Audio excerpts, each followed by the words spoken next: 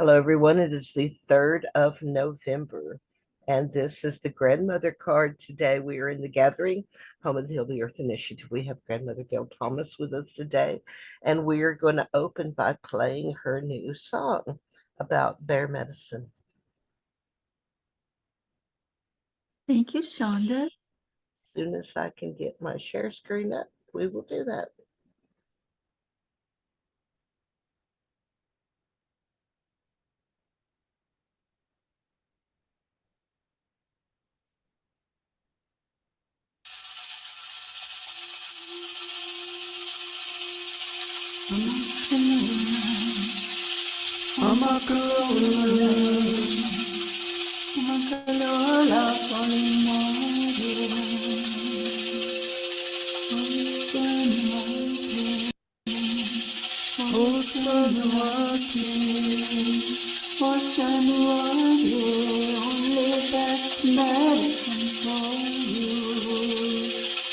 What if you got feeling? Cause gentle fire when you burn. Dori Nunatali, Dori, Dori Nunatali, Dori, Nunatali, Dori.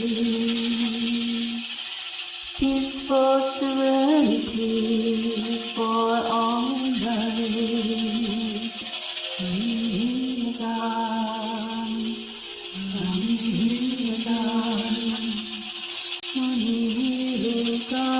We are grateful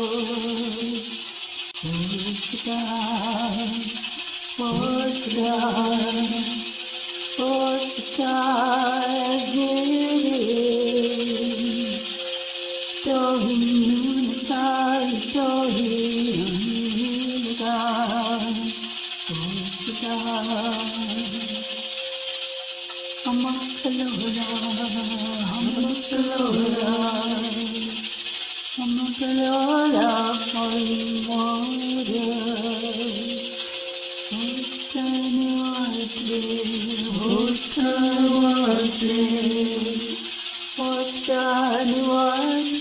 Only best medicine for you. What if you don't feel? Cause a gentle path when you break.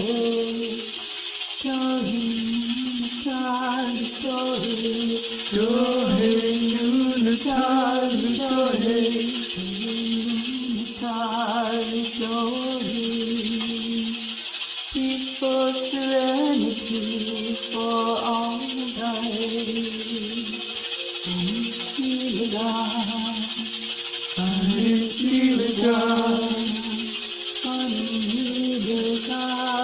we are grateful. What's the God as it is? Story,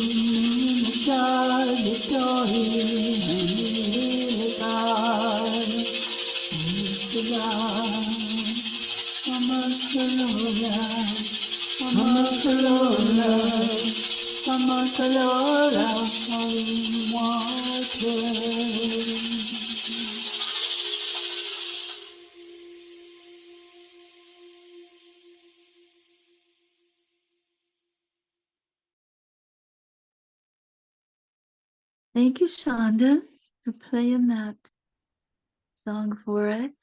It's beautiful. Thank you. It's such an honor to be able to share the teachings from the bears because they are entering their birthing season. And they blessed me with this song as I was preparing for 22 women's prayers that my Salagi sister Joan does with Chief Phil on the 22nd of every month. And I didn't even reply that I would be there. I wasn't even sure if I was even going. But this song rolled in about 1 PM, and I had to learn it and sing it by 5. And And that's not the way it usually works. That's not something I can do without it being just really a gift from something like the bears. And so when it came in, it's it's the words of our original language, the Salagi ancestral language, which is a very ancient language form. They don't know how old it is, but they know that it's much older than the Iroquois language or any of the other East Coast languages. It is one of the most ancient language forms that they've been able to understand. And I really want to encourage all of you to learn any of the words, because it's so important to keep our languages alive. They carry so much meaning, especially in the songs, because the songs were the last medicine that was given to the anthropologists, the first anthropologist that came through, James Mooney. He tricked our best medicine man swimmer into giving him the medicine songs by telling him that another medicine man had already given them to him. And so these words, these sounds, these syllables, these frequencies carry so much medicine. And we have to revive them and hold on to them. And fortunately, the EBCI, the Koala Boundary people here in the East Coast, are really reviving the languages, and the Oklahoma Cherokee are reviving their languages too. There's a little bit of difference in the dialect. You'll hear some dialect differences and detail things like that occasionally, but the essence of our language is the same. And this song starts out calling to the water. I've been concerned because the water levels are so low here on the mountain. My spring has never been this low, and I'm really aware of the difference. And one of my neighbors called it to the attention of our email list and said, "What's up with the water? Where's the water?" And so I journeyed to the water, to the element here on the middle realm, and asked what I could do. And I journeyed to the bears and asked if they could help. And this is what comes, and we recognize it because it's beyond linear thinking. When our spirit helpers and our power animals are stepping in, and the elements and the three realms are stepping together, it doesn't look like linear thought processing. It doesn't feel like linear thought processing. It's very recognizable. It doesn't feel like channeling. It's not in words, It's in actions that are just steeped in magic. Your first response is, how can that be? How can I do this? How can I understand this? What is that? Where is this coming from? And it's good to ask those questions and then just let them go. Let them go where they go, and listen and really step outside of linear, logical, circumambulating noun thought processing languages. Just let all that go. And so in the song, the first thing we do is call to the water, and not just the water. Just the water is Ama Nwati. Water is medicine in our language. And so this song calls to the falling water. Sometimes we think of it as the rain or the waterfall or just the streams running down the mountain. But it's Amakalola, falling water. Ama is the water. Nuati is the medicine. And so it goes on to wish the water only the best medicine. Osta Nuati is the next line that came in the song. Only the best medicine for you, water, because you are the medicine. So we return full circle.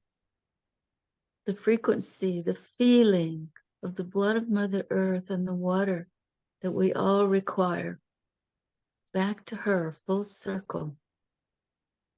And then we ask her to soothe our spirit because we are in such troubled times. Water soothe our spirit, carve a gentle path for a new birth. The new birth is recognizing that this is the time that the bears are entering their birthing season. They will actually have the sperm and the egg lie dormant until they go into their birthing season. And when the time to hibernate is ahead and they're getting fat for their winter sleep in the fall, when the acorns are falling and all the really good nuts and the good food is becoming available for the bears, then that sperm and egg will wake up together and start to grow. And it's actually in their cave in January and February when they have the babies. They have their little cubs and they're about the size of a stick of butter, about a pound each. And one of the most beautiful things I've ever seen, I love to go up on the ridgeline in a light snow or 2 or 3 days after snow where I can see all the tracks and I can see who's around and what are they doing. And one of the most beautiful gifts I was ever given was making that straight up climb up the mountain and then seeing where a little cub with palm-sized paw prints had walked out from under the rock and circumambulated in the matrilineal counterclockwise direction around this rock by itself. Only these little cub paw prints walked all the way in a circle and went in again on the other side. And it was such a gift to see that energy and to feel that magic, knowing that little cub and its mama was right there, snuggled up under the rock facing the south and just emanating all that beautiful energy through the snow and up on the ridgetop where they were safe. And so that's what it reminded me of, a new birth, season for a new birth. And then the next line that came was Dohi. This is our word for peace. Dohi. Nunata Ludohi. Peaceful serenity for all life. This is what we want to birth right now. Peaceful serenity for all life. And we keep it simple. The song kept it very simple. And it said, Ani iligat. Ani is we. So we are grateful. Osada, as it is. Now, some people translate Osada as it is good, but I don't go into that good bad duality because our ways were in unity. We didn't know enough about duality to really even protect ourselves. We were such a unified people. And the anthropologist wrote that we had no fear of death. We saw it as just a transition. And there was not that opposition between life and death, or good and bad, or light and dark, and hot and cold. We didn't live with those duality concepts. We've certainly learned them with the colonization. But that's where the song went. It went to peaceful serenity for all life. And our prayers are our songs, and our prayers are with gratitude.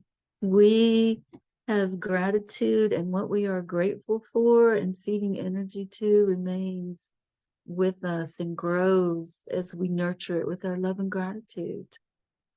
So, Ani Iliga, we are grateful. Osta, as it is. That's our acceptance. It's a way of acceptance, allowing and accepting what comes in life, knowing that we have help from our ancestors and we don't always know what it's about. We don't have the big picture that they have. We simply recognize who they are, if they're ancestors that have done their work that we knew or know in this life and have maintained our connections with. And if we don't recognize the energy, then we're very cautious, to make sure we're not going places that are not healthy and not good for us, not in our best interest.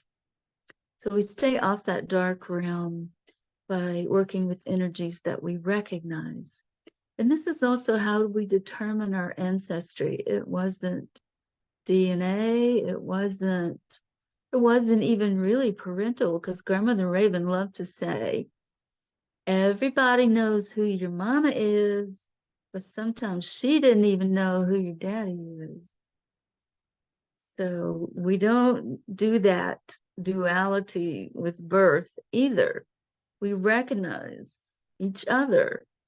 And if a grandmother who's recognizes you as having this ancestry and this lineage and this familiar frequency, then chances are you are Salagi, you are of our people. And it goes back so far, any colonizers who were here in the early 1700s, even early 1800s, the DNA patterns have a 50% chance of having some native in the mix. And we don't feed the blood quantum theory, because that's a plan to take back the land and to disprove us and assimilate us. So I encourage you to resist that at all costs, and don't buy into that. Don't buy into the Jim Crow laws either. Get those things out of our system and out of this country just as quick as possible. And so the song is a very soothing song, to recognize these ways and to step into them. And it's in call and answer. And our call and answer way is showing us that when we call to our ancestors, to our power animals in the lower realm, to our teachers in the higher realm, and to the elements on this middle realm, they answer. All we have to do is listen. They'll echo, these mountains echo my drumming and my songs, and such beautiful sounds all the time, but you have to listen. You really want to pay attention and develop that awareness.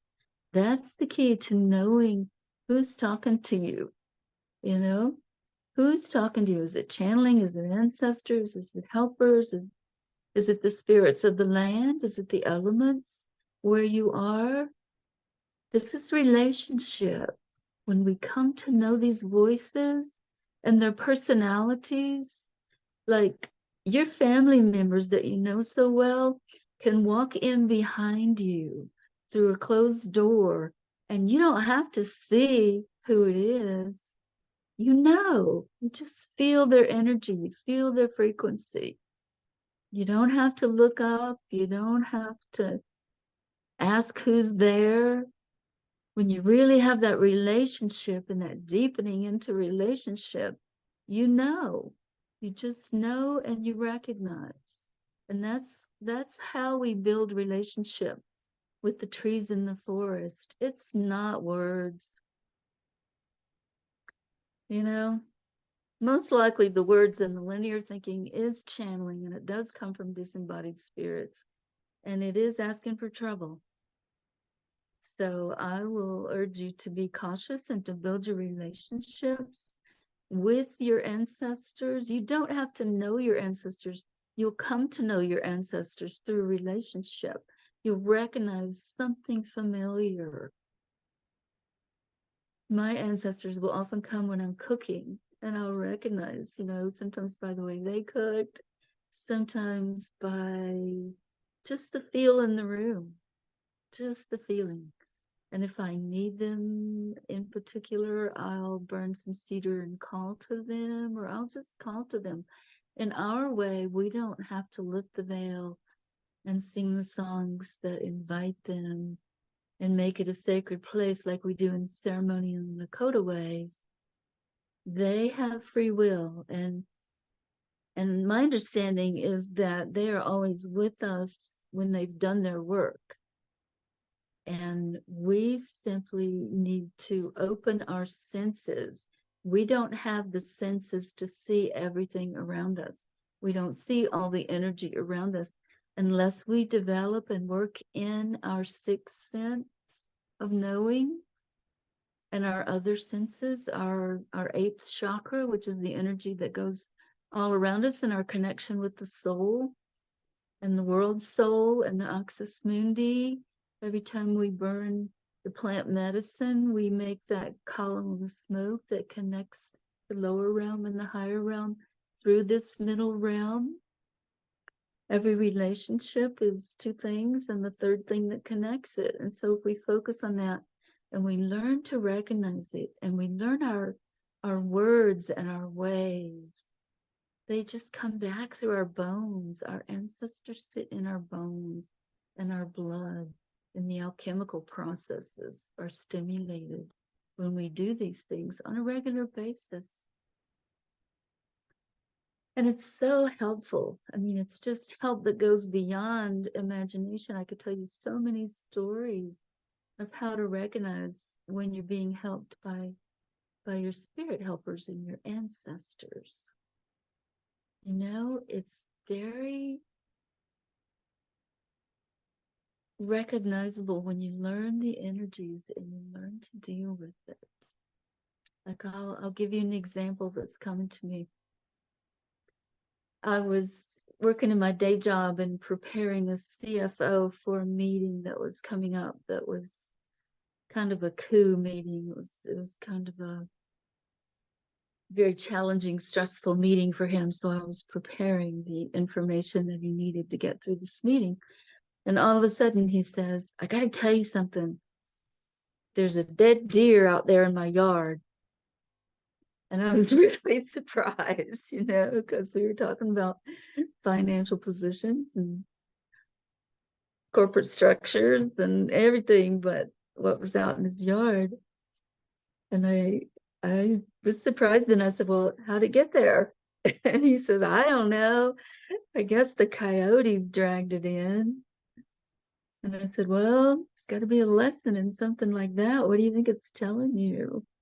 You know, are there coyotes in this meeting? Oh, yeah, they're all coyotes, he said. And I said, well, what are they teaching you? That's a pretty big medicine when the coyotes drag something in on you at a time like this. And he said, well, don't you know people who deal with stuff like this? I don't know what to do with this deer. And I said, yeah, I know people who work with deer medicine, and I'll put the word out, and I'll let you know in 4 days if anybody wants to work with it. And so we were still working on this meeting, and 4 days later, I said, no response. You know, I've gotten absolutely no response to this deer in your yard. I don't have anybody who's interested in working with that right now. And he says, well, what am I supposed to do? And I said, well, you know, when I lost my black chow, I went walking in the woods, and actually a marker tree had just uprooted and left the perfect opening for a grave site for me to bury my black chow. And I said, maybe there's something like that waiting for you. And there was this real long pause for this guy who just talked all the time. Finally, he said, well, there is a grave out there in the woods. And I said, what do you mean, a grave? You know, I couldn't imagine, because he lived in the really ritzy neighborhood in town, you know, the highest linear neighborhood in the area. And I couldn't imagine, you know, a grave. But he had a son who was in his senior year in high school, and he had Asperger's, and he'd had a really difficult time. And this guy started telling me the story of coming home one day and he couldn't find his son. And he looked all over the house, and he looked everywhere, and he looked all over the yard, and he finally walked out into the woods, and he found his son out there digging his grave, digging a grave. And he said it was 6 feet long and 6 feet deep. And he had done it all by himself, and his family, or this ritzy neighborhood, had no idea it was going on. And he was able to talk his son back into the house. And well, actually, he found his son out on the roof at one point and had to talk him back into the house. And when he told me about this, it was crystal clear. It said that deer is there to take your son's place in the grave he dug for himself. And this guy realized it too. He just knew it and just sobbed, just felt it fully and deeply. And I encouraged him to take some cedar and some sage and go out there in the woods and take his wife if she wanted to go. She also had Cherokee ancestry, and take them all out there and bury that deer with that knowledge that it came to take his place in the grave. And that was over 20 years ago, and his son is still doing well. And that's how our animal helpers show up for us.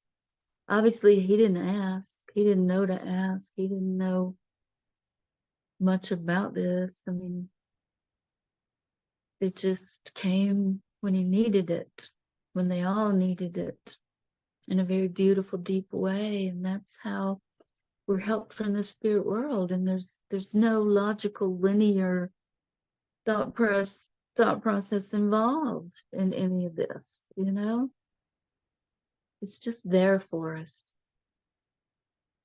And, you know, just like this bear medicine has been here for me. I wanted to bring my bear claw that I found on the solstice. I don't know where you can see it best. I went outside one morning, day after winter solstice. I was really sick. I'd had several near-death experiences and barely made it to that winter, and was still trying to go into the office and work and doing everything I had to do. And I took my dog out, and right outside the door, I just looked down and there was this thing. You know, can you imagine seeing something like that in the snow? I didn't have a clue what it was. I picked it up thinking it was this little mushroom looking thing that grows sometimes in a star shape. And I was standing in here holding it in my hand, looking at it and going, what is that? And I thought, is it a beak? You know, and I was turning it around all different ways, trying to figure out which way was up. And finally, when I saw this hair and this pad, this toe pad that was on it, I knew what it was. And I called up one of my elders and I said, what do you think of, what do you make of this? And he said, oh, it's an obvious gift. You know, things like that happen when you need it and when it's a gift. And so I was naive enough at that time to put it in a little box and take it into the office with me. And this was before we'd had the experience with the deer. And this guy, the CEO guy, was in my office, and I picked up this, you know, I handed him this box and I said, look what I found out in the yard today. With no warning whatsoever. He opened it, you know, he opened the box and it didn't have the red string on it then. And he picked it up and he turned it all around like I did. Except when he figured out what it was, he threw it up in the air like that. And this string of cuss words came out, which I could kind of understand. It was shocking, you know, and he called in our sales manager at the time and did the same thing to him, you know, just handed in a little box and listened to his cuss words, you know. It's funny how that kind of kicks in when you're really surprised and really feel some energies like that. So it's there when we need it, you know, whatever we need. That's the mother archetype. Brings us just what we need, just when we need it. That's the matrilineal ways. That's the allowing and accepting that whatever comes is just what we need, just when we need it. We don't have to know what it is or, you know, none of that linear noun stuff. We just don't really need all that. Maybe we do to communicate with each other. I don't know. But it's much better when we don't go there, when we don't engage, overthinking and too much information and not allowing the magic of the song medicine, the quantum vibrations and frequencies and, waves and particles and all that stuff to be a part of our life.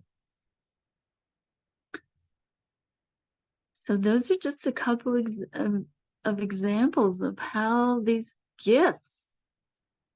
beautiful gifts come to us. And they do come, between this time of the year and the solstice. They really show up for us when we allow them and we live in that magical world with a balance, everything in balance. We function in this linear world, but it's so different, it's so different even from what I was raised in with our Salagi families gathering. It's sad what all has been lost, and I hope it can be reclaimed. I hope that we can step back in to the magic and the integration, really focus on the integration of the spiritual teachings that this wave of humans, where we all share ancestry, came in with. It's the spiritual teachings. It's the axis mundi that connects the lower realm, the middle realm, and the higher realm. And it connects through us here on the middle realm. We're part of that formula. We're a critical part of the functioning of nature and the protection of nature and just the honoring, just the awareness. Building that awareness will change the collective, hopefully back around to our original teachings that we all came in together with.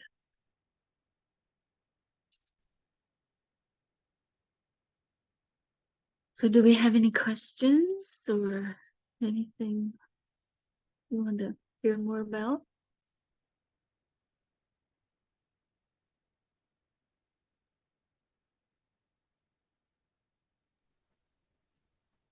Well, I have a comment. Since I've finished chewing my cheese, Yum. yum, cheese and last of the peaches. Mm. But I just wanted to share this. I'm going to try to get it on film because I've done it 2 or 3 times since then. But earlier I'd gotten unplugged my headphones and I had jumped up to go do a little quick bathroom run and I unplugged the headphones so I could hear in the distance. And the minute I unplugged the headphones, um, is when you said salage. And I turned around and Sydney jumped up and was looking around. And I thought, did that just, oh no, she's startled because all of a sudden there's noise where there was none. And then I looked at her and I looked at her, no, test this. And I looked over and I went, Salagi. And she jumped up and started kissing me all over my face. And so that just happened. So I'm going to, I've tried it 3 or 4 times since, and she keeps kissing me on the face, which is absolutely beautiful. And because she does, yeah, so there's something special there. But I'm going to try to get it recorded. So Sweet. I wanted to share that. I thought that was really super special. She normally It is. does, yeah, she doesn't react to things like that. So it's a new energy word for her. And Well, it could be also you're calling in ancestors and she sees them before you do. yeah, She recognizes those energies and they tell us. And I tell you, the dreams that have come with this song have just been overwhelming. The first night of dreaming was just like all 4,000 ancestors that it takes to make who we are, you know? right. Coming together in celebration and laying this big feast out on a long table. And it wasn't like the usual family feast that I'm used to, with the corn and the green beans. it was plant medicine. It was just like a handful of leaves or a certain plant or just just green plant medicine filling this long, long table. And it was beautiful celebration of this song. And then the next night they kept coming and they kept bringing me another word, and I was trying to get it. I have to catch my songs before I wake up in the dream world, and usually I can get like two lines at a time, and I can catch them and wake up with them and put them on the recorder. But I keep by the pillow, so I don't even have to open my eyes. I can turn this recorder on without opening my eyes and get the dream song or word or whatever's there on the recorder before it gets away. And I thought I caught it, and I didn't. When I got ready to speak, it was gone. And so I went back to sleep, and they came right back. And I don't know if it was the same song or word or another word, but it was definitely an honoring of putting the language out there and the energy that's in the language and just speaking our words in our ancient language can generate that magic. So I really want to encourage you, Shonda, with that kind of response to learn the words in this song and just see how they feel. Try them out. Take them for a walk. Sounds like an adventure. I Mm-hmm. had called Gail up all excited the other day because I had been on Morning Fire, and I can hardly ever get in there. It's early, and that's what I have my morning rituals, and I've been trying to get in there. And we're talking about all our relations at 8 o'clock in the morning. Shannon always shakes her head. Nope, that's 6 a.m. for me. I'm never going, But um, anyway, I just was like, and then there's certain energy in there at certain times that just I don't relate to. But either which way, I had just logged in just to see what was going on, and when I logged in, Michelle, what is Michelle's last name? Michelle Griff Jermaine. Germain. Michelle was playing piano, and it was this amazing little piece. It was, and Amani was there, and Amani had a fire going, and kind of I didn't see Kate, and I thought, okay, because Kate's always there, and that's usually why I go to spend that moment with Kate's candle every morning. And but it was the music that kept me there, and I asked her afterwards because I do not my music comes while I'm stargazing, and it's been tradition for many years. Either that or if I microdose cannabis, it opens that portal, and I get very creative with writing lyrics. But normally it's in a meditative state, just laying out on a blanket, looking up at the stars, and I do the same thing. I have a little digital recorder that I carry around with me, and I will just turn the thing on, start singing, and then I take that back and transcribe it. But this this day, um, I got these lyrics, and I had just opened up my day runner and was looking at what I had to get done that day, and so now I have these lyrics scattered all over my day runner. And this was on the 31st. This was on the 8 o'clock in the morning on Halloween is when this happened. And so that was unusual. And the fact of how it came, because I don't hear lyrics that way. So there's a lot of different um and the thing with me is that I went through some serious stuff during my spiritual training when I was younger, where I experimented with channeling because I would study under different people, and I studied with channelers because of my ability to vision on the field of dreams. So I studied different paths to, and one thing that I came out of is that I am not meant to channel on this dimension, and I hardly ever trust anything that comes through this dimension. And what I have found is that they either come through the spirit realm on the field of dreams or in a meditative state. I get a lot of communication from the animals and um, leaves and wind and sky and stars and things like that is what communicates to me. But um, I also carried this to each their own path and give space for everybody to walk their own spiral, and so I would always, but like like we talked about earlier, truth is recognized, and you can usually feel when there's something just not authentic. It just doesn't ring as truth. And that is if you're really tied to it, not just being open to everything. And I'd gotten for a long time where I was just open to everything. And I found that I was wasting a lot of life force energy dealing with, um, for lack of a better word, I hate to say this, but what's coming into my head is a charlatan, just people, people there that, and a lot of times, a lot of people are true of heart, but they do not understand the nature in which they play, if that's the way of putting it. They think they're on the, and then and and maybe they're sincere, but I think it becomes tied to what I actually call spiritual ego.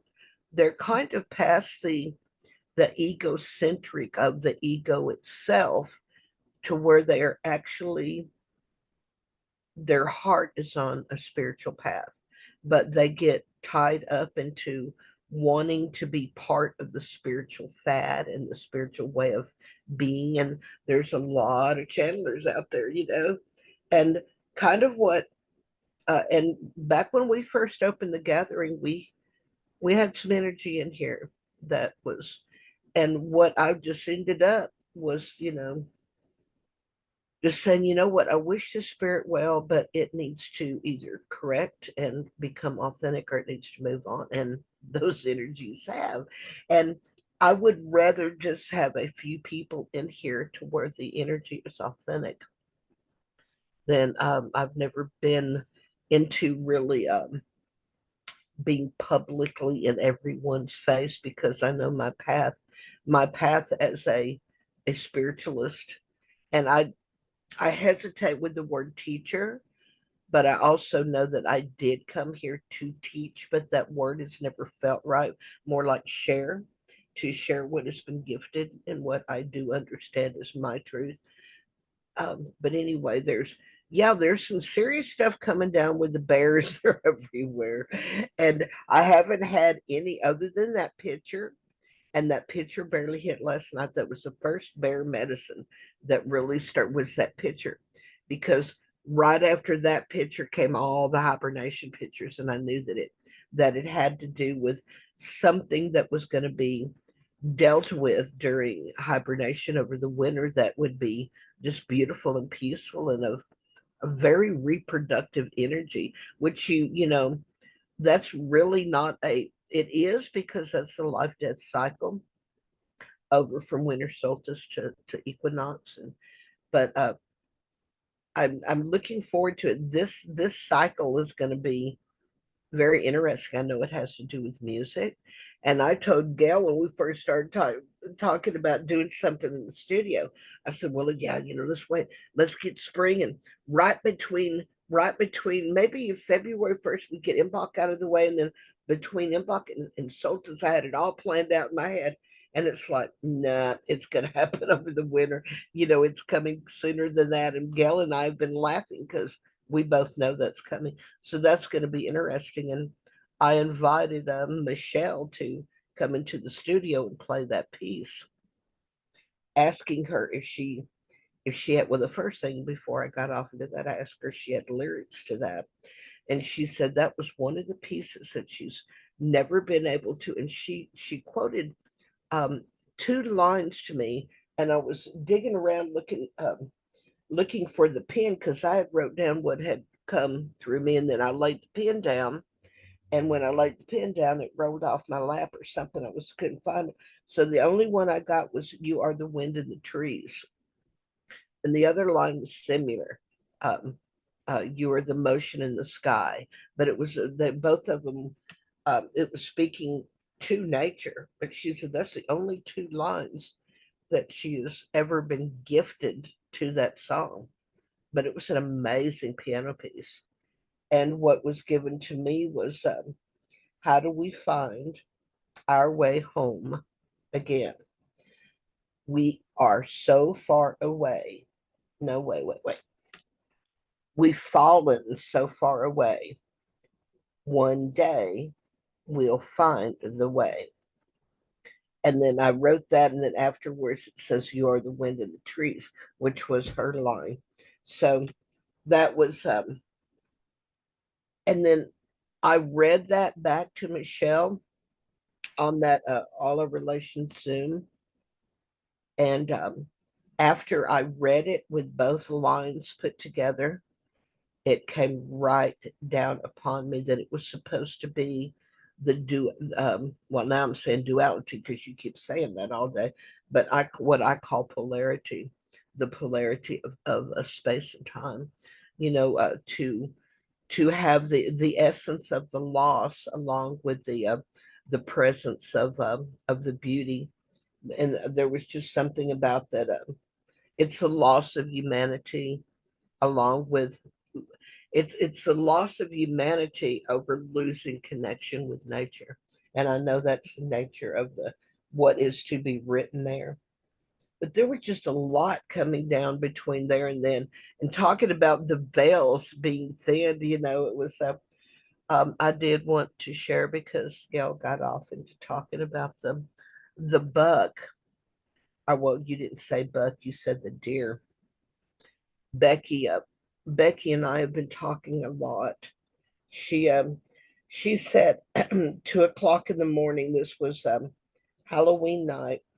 They had just gotten back from Costa Rica and they were driving on their way home from the airport. And it was about, I think she said it was 1 or 2 o'clock in the morning. And she said a buck jumped out in front of them. And there was an accident. Both of them are okay, but the buck was killed. And she said it's just a serious grief medicine, is what she called it, and that she had been in sadness for the buck, and that so this happened. That would have been the 31st, so early in the morning on the first. And so I went and uh, shared back with Becky because many of you have heard the story of what Keith and I laugh about now, calling it we're going to go out on the Shonda's going to go hit a deer tour, and that was 2 years ago, uh, literally 24 hours before, because I hit mine in about 1 or 2 o'clock in the morning, um, literally about 24 hours before they hit the one the other night, because mine was on the morning before Halloween and theirs was the morning after.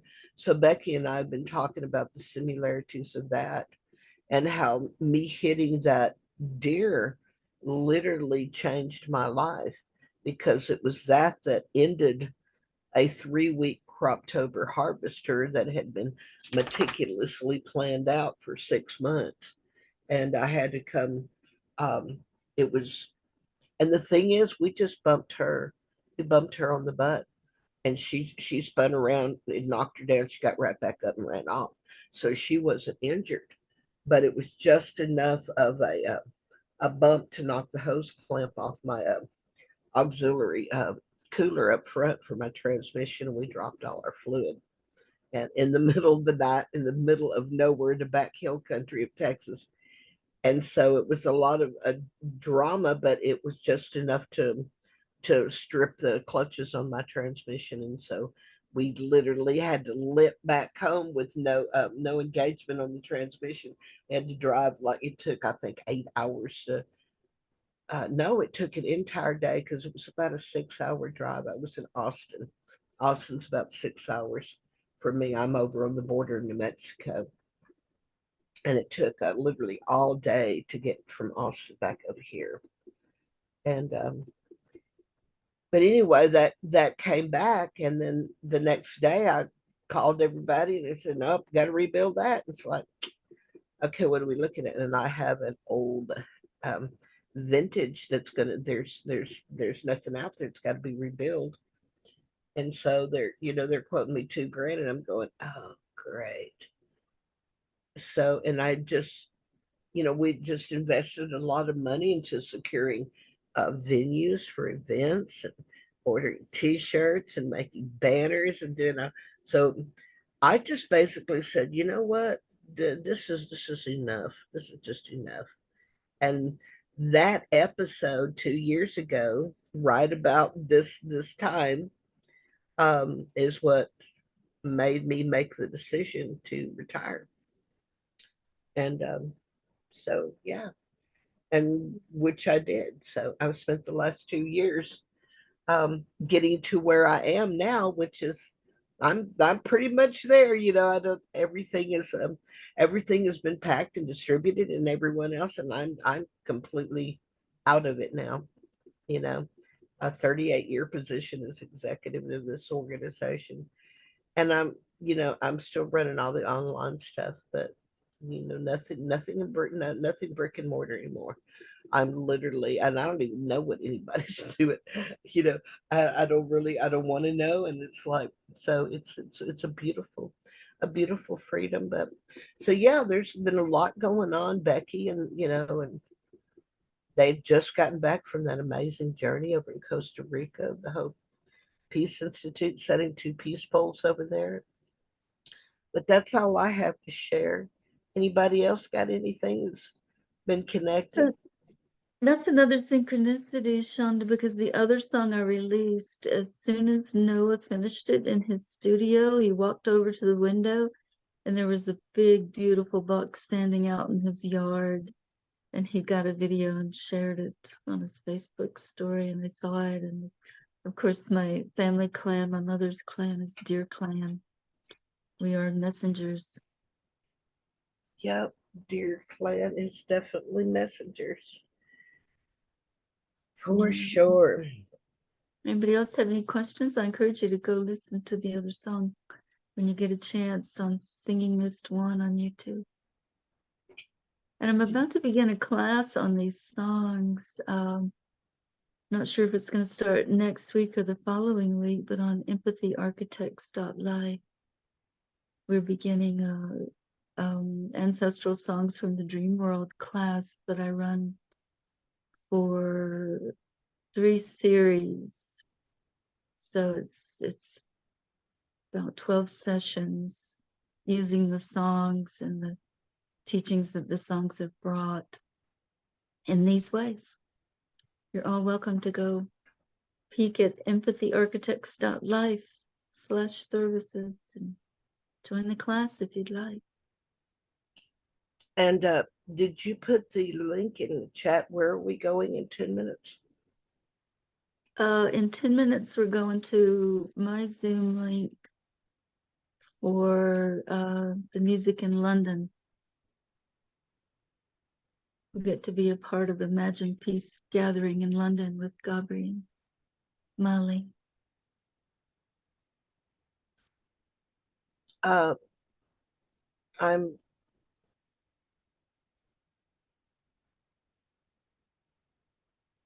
looking for that. Did you put it in the No, it's not in the chat. Chat. Okay, I can put it in the chat. Yeah. Does anybody have any other questions before we stop the recording?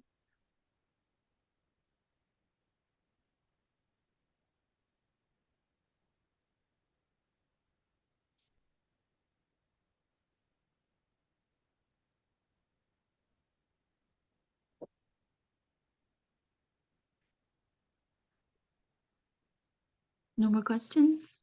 Okay. You want to Can- start the recording, Shanta? Yeah, just hang on just a second. I'm going to, oh, that's carrying that Facebook mess. Gail, can you put the 2 songs in there as well? Maybe. Yeah, that's the YouTube link, but it's got the Facebook drama on it.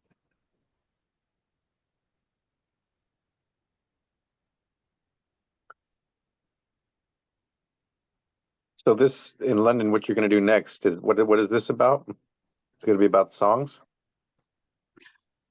No, it's about a gathering for everyone to imagine peace, to be part of generating peace energy by the guy who does the songs for the dances, the music. I sent him the drumming recording that I start the songs with, and then he adds the music to the songs. So he's having a nice. gathering there in London. They started with a gong bath around beautiful. noon or 1 today, and so they've got several musicians coming in, and he's going to share his music with us, hopefully from 5 to 6. Beautiful frequency bath. Yeah, yeah, yeah.